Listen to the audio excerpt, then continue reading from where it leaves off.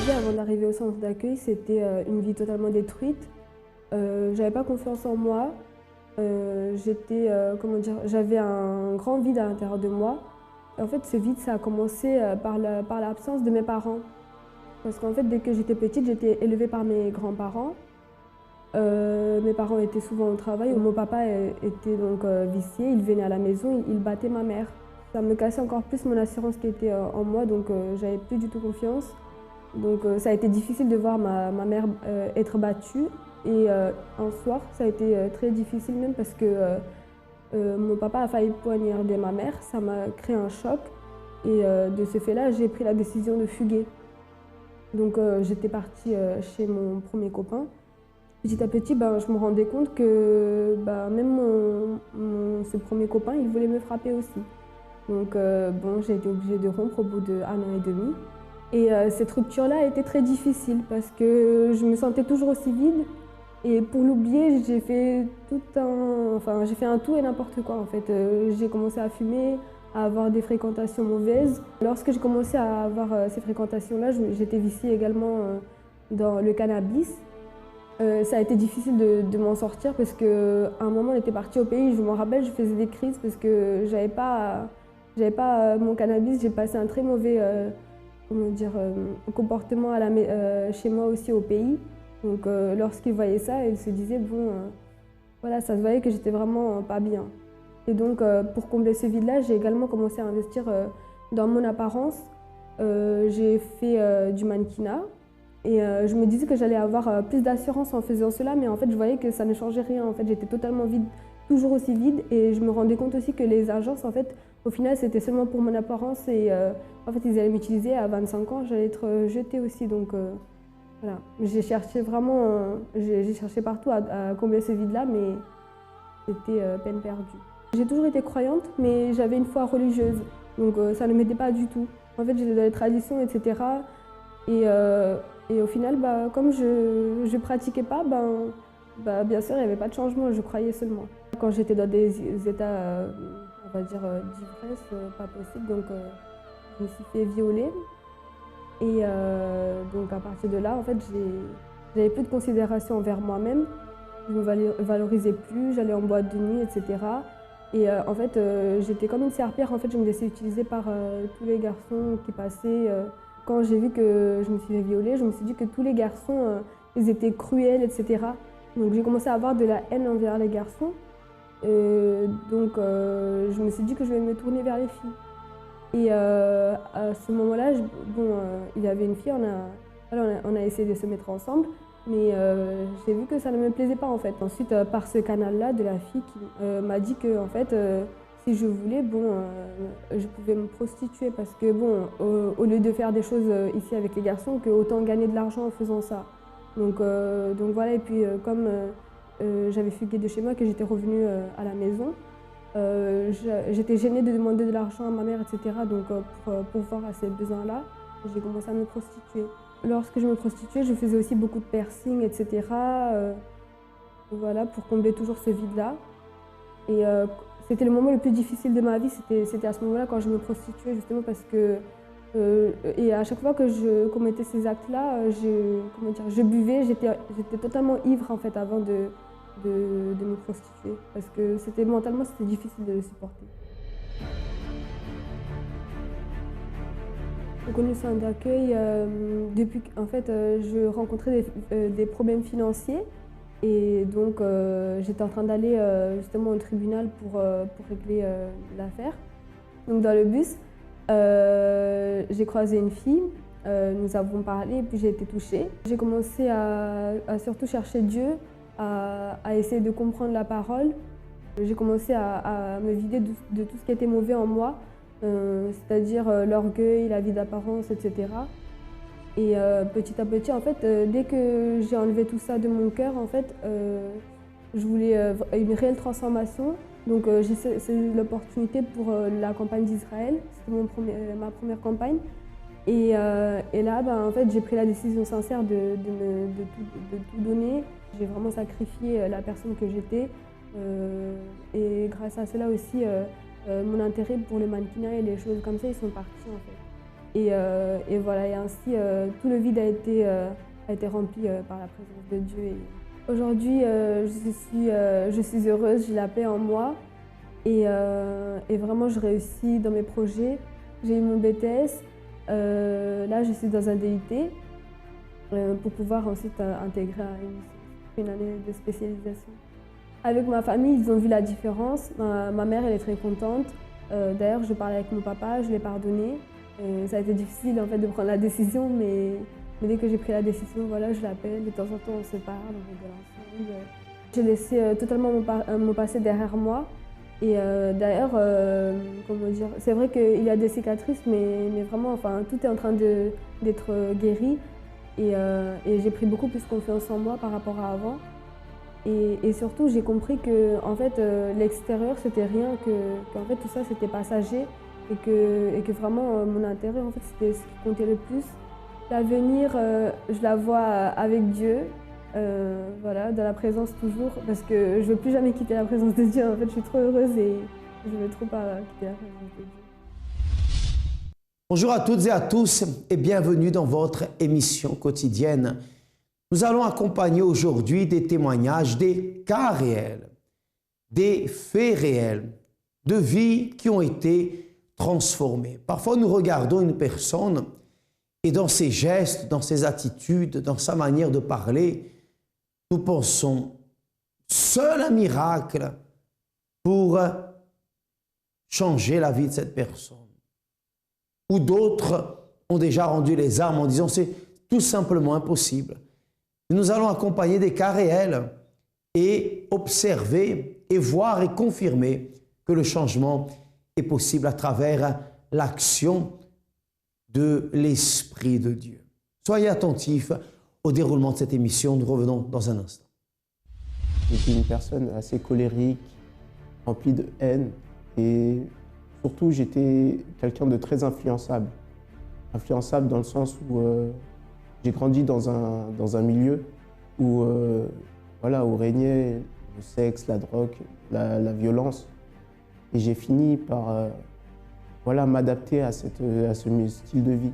Ça m'a poussé à vivre en fonction des autres, en fonction de ce que les autres pensaient. J'essayais de faire la même chose pour appartenir à ce groupe-là.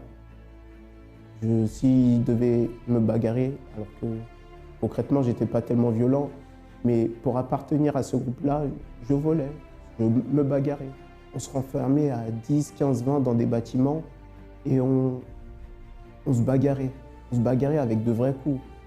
Et notre but, c'était vraiment de montrer qui est le vrai homme, qui est, voilà, se forger un caractère, en quelque sorte s'entraîner. C'est comme ça que j'ai vécu, c'est comme ça que j'ai grandi dans un milieu où, concrètement, j'allais mal finir, tôt ou tard. Je me suis fait arrêter pour bagarre en réunion. Bagarre en réunion, c'est-à-dire que la personne, simplement, j'aimais pas sa tête. Sa tête ne me plaisait pas et j'ai vu que tout le monde tapait. Et bon, moi, j'y suis allé. Le vol, ça faisait partie de moi. Je volais pour rien, même j'allais chez des amis. Je volais leur téléphone, leur argent. Des meilleurs amis, hein, je volais tranquillement.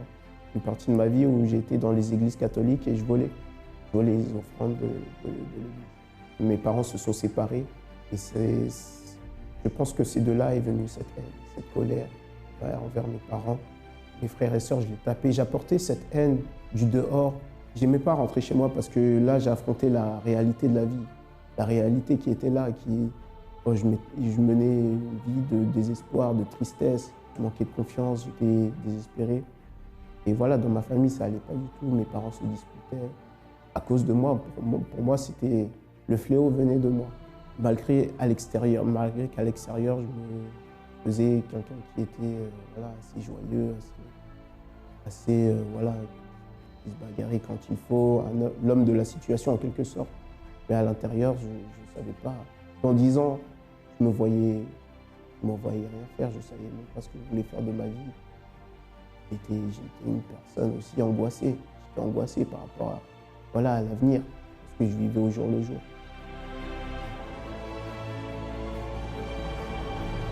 Je suis arrivé au centre d'accueil par le biais de 2 amis qui m'ont invité. Et leur invitation, bon, sur le coup, je me suis dit, ok, on va y aller, ça peut me faire un peu plus de bien. Et en venant, j'ai vu quelque chose de différent, quoi. Pour moi, c'était du jamais vu.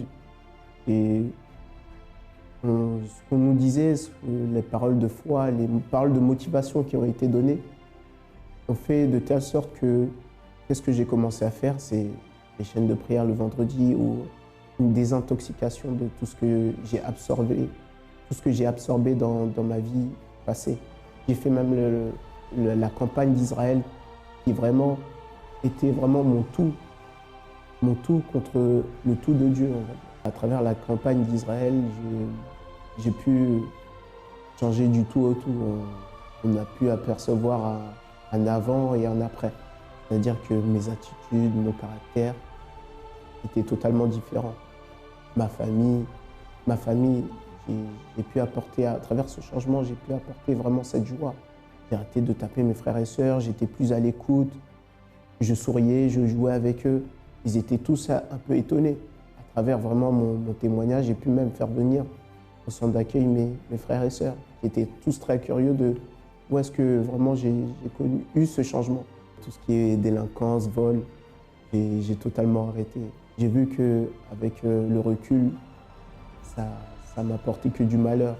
Certes que sur le moment, ok, d'accord, il y a l'appât du gain, ok, on peut avoir une grosse somme d'argent, mais avec le recul, ça apporte rien de bon, que du malheur. Et je sais qu'on peut conquérir sans forcément être délinquant. On peut conquérir sans forcément être un voleur. Le centre d'accueil représente pour moi un lieu où on apprend à être meilleur.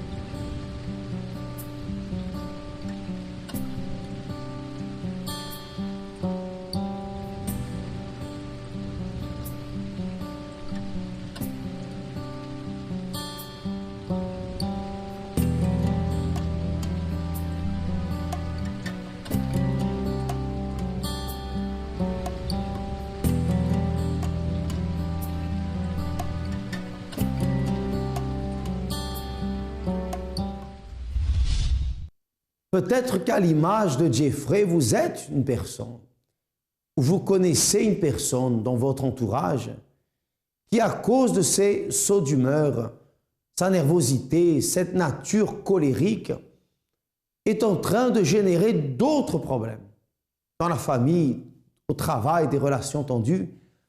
Et nous savons que parfois les expériences du passé, certains problèmes, certains traumatismes, certaines paroles, certaines situations ont un impact dans notre vie présente.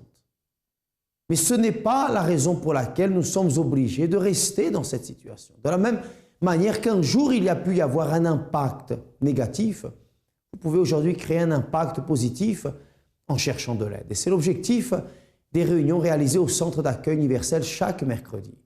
L'objectif est de pouvoir amener une transformation dans notre manière de voir, dans notre manière de parler, dans notre caractère d'une manière générale. Que ce soit votre cas, que ce soit le cas d'une personne autour de vous, sachez que le changement est possible. D'ailleurs, nous allons accompagner dès à présent d'autres faits. Mais j'aimerais vous laisser le contact de l'AMI 24 heures, le 01 53 35 85 12. Vous êtes peut-être une personne qui a besoin de parler, qui a besoin de s'ouvrir, qui tout simplement désirait plus de renseignements au sujet du centre d'accueil et des réunions qui y sont réalisées quotidiennement. N'hésitez pas à appeler ou à consulter notre site internet www.centredaccueil.fr. Soyez attentifs à la suite. Donc en fait, avant d'arriver au centre d'accueil, j'étais une personne malade. J'avais aussi des problèmes au niveau de mes études. Donc en fait, j'avais au niveau de la maladie, en fait, c'était une scoliose.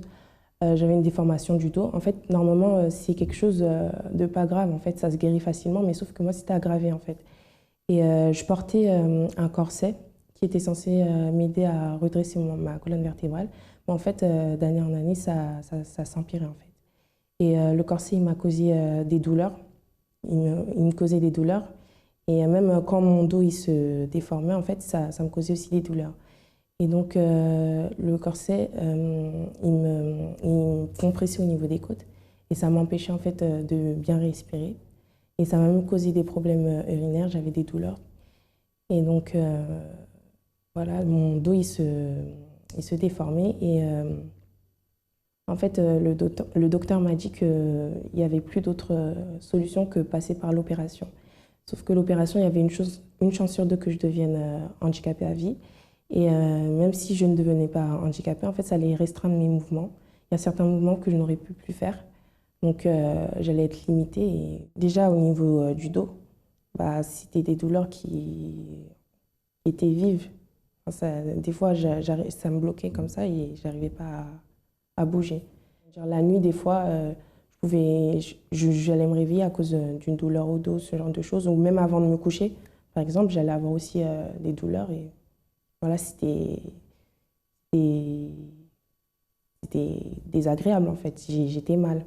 Je pleurais et enfin, franchement, j'étais dégoûtée parce que je voyais, enfin, j'étais quand même jeune et je voyais les autres filles de mon âge, elles étaient quand même, enfin, elles n'avaient pas ce problème, donc elles étaient tranquilles. Et tout le monde savait que j'avais un corset, tout ça, donc je me sentais un peu, voilà, à part, mais ça m'a créé des complexes aussi. J'étais mal à l'aise, voilà, je me sentais pas bien, enfin, j'étais pas à l'aise en moi-même, j'étais mal. J'avais pas du tout confiance en moi. J'ai jamais eu confiance en moi. Dans mes études, ça se reflétait, mais les profs, ils disaient que j'étais une élève sage, tout ça, mais pour participer en classe, tout ça, ce genre de choses, j'étais pas à l'aise. Voilà, j'étais une personne assez réservée, timide. Le moment le plus difficile pour moi, c'était lorsque j'ai appris que j'allais me faire opérer. Parce que le docteur m'a bien expliqué que j'allais avoir des mouvements restreints. J'avais pas envie du tout, en fait. Et il m'a dit que si je me faisais pas opérer, j'allais devenir bossue, en fait. Et je voulais pas être bossue, je voulais avoir voilà, une vie comme tout le monde. Et quand il m'a dit que j'allais me faire opérer, j'avais peur de l'opération, en fait, parce que je suis jamais passée par quelque chose comme ça. Donc ça m'a fait peur. Quel était le plus beau jour de votre vie? Oui, la question s'adresse à vous. Quel jour vous êtes-vous senti le plus heureux de votre vie? Pensez à la réponse et identifiez cette journée. Que s'est-il passé ce jour-là?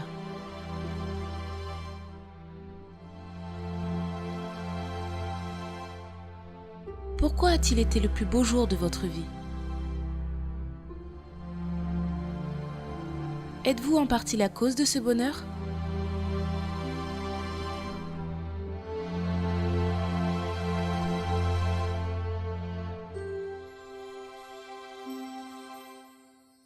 Était-ce le fruit d'une action que vous avez entreprise?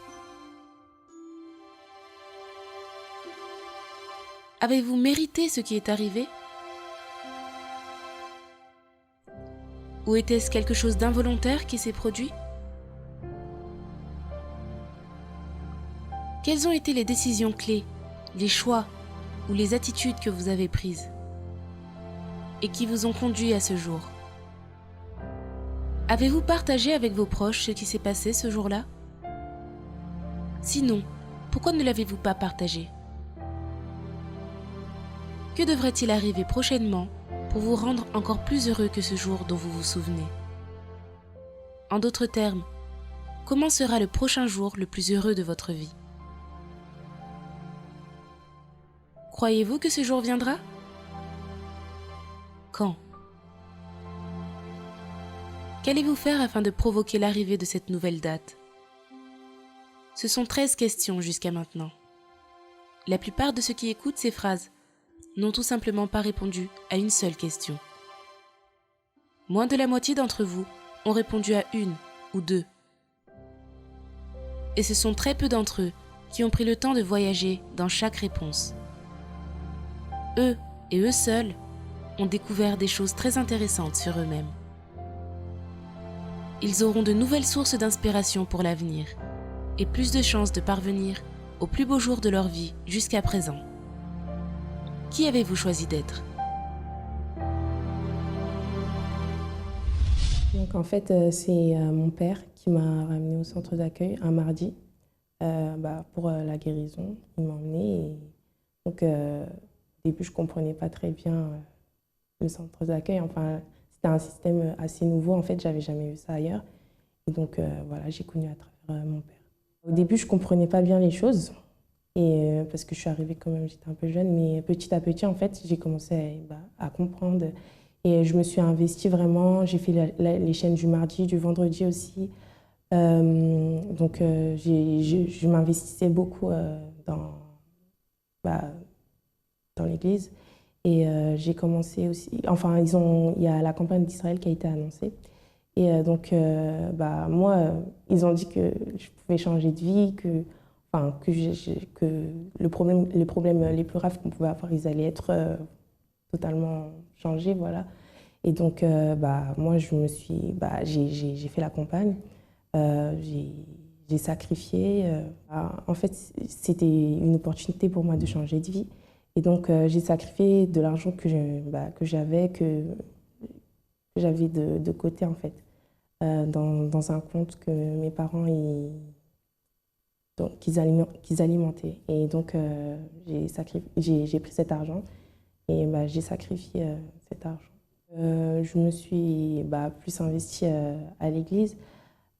Spirituellement, j'ai commencé à me nourrir, en fait, tout ce qu'il y avait...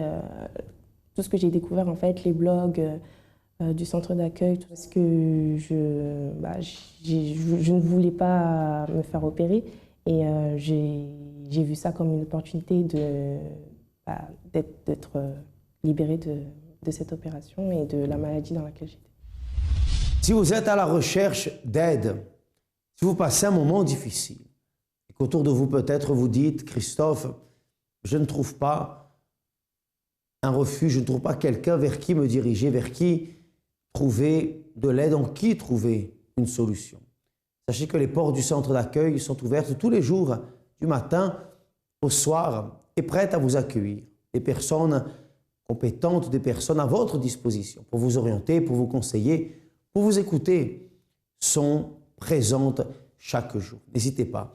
Vous pouvez avoir ou chercher l'adresse du centre d'accueil le plus proche de chez vous à travers notre site internet www.centredaccueil.fr ou appeler l'AMI 24 heures au 01 53 35 85 12. Notre siège national est au 254 rue du Faubourg Saint-Martin, dans le 10e arrondissement de Paris. Je serai personnellement avec vous au 17 avenue Faidherbe à Montreuil, tout proche de la mairie. Mais avant de terminer cette émission, nous allons accompagner la dernière partie de notre témoignage et le résultat de la foi mise en action. Accompagnez. Donc aujourd'hui, ma vie elle est totalement différente. Et lorsque je suis retournée chez le médecin, chez un professeur en plus, il m'a dit que j'avais plus besoin de l'opération, que mon dos il se rétablissait tout seul en fait. Et que l'opération n'était plus utile en fait. Et je suis sortie avec l'ordonnance juste d'acheter une balle pour faire travailler mon dos. J'y croyais pas parce que en fait, j'avais 2 docteurs. Il y en avait un, il m'avait dit que l'opération c'était vraiment inévitable. C'était obligé que je passe par là en fait. Et j'étais heureuse parce que je pensais vraiment que j'allais me faire opérer, tout ça. Et j'ai vu que le sacrifice a fonctionné. Je peux courir, je peux sauter, je peux me courber, je peux faire ce que je veux. J'ai pas de mouvement restreint, j'ai plus de douleur, je suis guérie totalement. Et j'ai repris confiance en moi, même j'ai pu obtenir mon bac. Donc, ça m'a donné aussi plus confiance en moi. Parce que franchement, comment dire, je pensais que je pouvais arriver à rien, je me limitais vraiment en fait. Et donc, j'ai vu que quand j'ai obtenu mon bac, voilà, ça m'a donné encore plus confiance en moi, plus d'objectifs. Ça m'a donné plus d'objectifs à atteindre. Pour moi, le centre d'accueil, c'est une école. Chaque jour, on en apprend un peu plus sur la vie, comment évoluer spirituellement, physiquement. Si j'avais un conseil à donner, ça serait de ne pas hésiter à se lancer dans la campagne d'Israël et de se donner 100% parce que les résultats, ils sont là et voilà, on voit les fruits du sacrifice. Bien, chers amis, ne manquez pas notre prochaine émission avec d'autres témoignages, d'autres faits réels et toujours la motivation pour aller de l'avant. À très bientôt.